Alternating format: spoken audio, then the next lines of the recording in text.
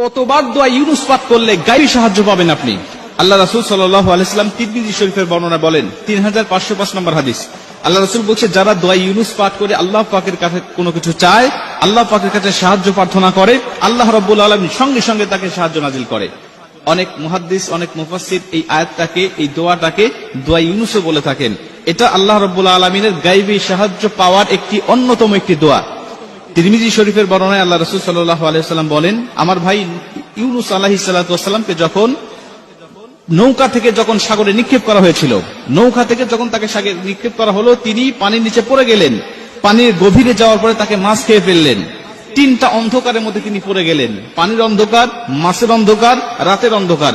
তিনটা অন্ধকারের মধ্যে থাকলেন, কোথাও কোনো সাথী ছিল না, তার কাছে কোনো সাহায্য করার মতো কোনো মানুষ ছিল না। তিনি জানতেন যে আমাকে আল্লাহ পাক ছাড়া কেউ সাহায্য করতে পারবে না। তখন ইউনুস আলাইহিস সালাতু ওয়াসসালাম আল্লাহ পাকের কাছে দোয়া ইউনুস পাঠ করতে লাগলেন। তিনি বলতে থাকলেন, লা ইলাহা ইল্লা আনতা সুবহানাকা ইন্নী কুনতু মিনাজ জালিমিন। হে আল্লাহ, তুমি ছাড়া কোনো মাবুদ নাই, তুমি মহান, তুমি পবিত্র। আল্লাহ, আমি জালিম হয়ে গিয়েছি, আমি নিজের উপরে জুলুম করেছি। আল্লাহ, তুমি ছাড়া সাহায্য করার মতো আমার কেউ নাই।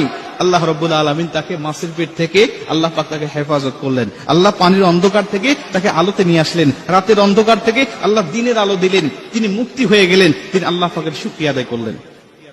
মুসা আলাইহিস সালাতু ওয়াসসালামের জামানায় এমন ঘটনা পাওয়া যায়, এই দোয়ার মাধ্যমে আল্লাহ পাক তাকে অনেক পরিত্রাণ দান করেছেন। আল্লাহ রাসূল সাল্লাল্লাহু আলাইহি ওয়াসাল্লাম বলেন, তুমি যখন এই দোয়াটা পাঠ করে, অর্থাৎ সূরা আম্বিয়ার 87 নম্বর আয়াত, এই লা ইলাহা ইল্লা আনতা সুবহানাকা ইন্নী কুনতু মিনাজ জালিমিন, এই আয়াতটা তুমি পাঠ করে আল্লাহ পাকের কাছে সাহায্য চাইবে, আল্লাহ পাকের উপর অবধারিত হয়ে যায় তোমাকে সাহায্য নাজিল করা।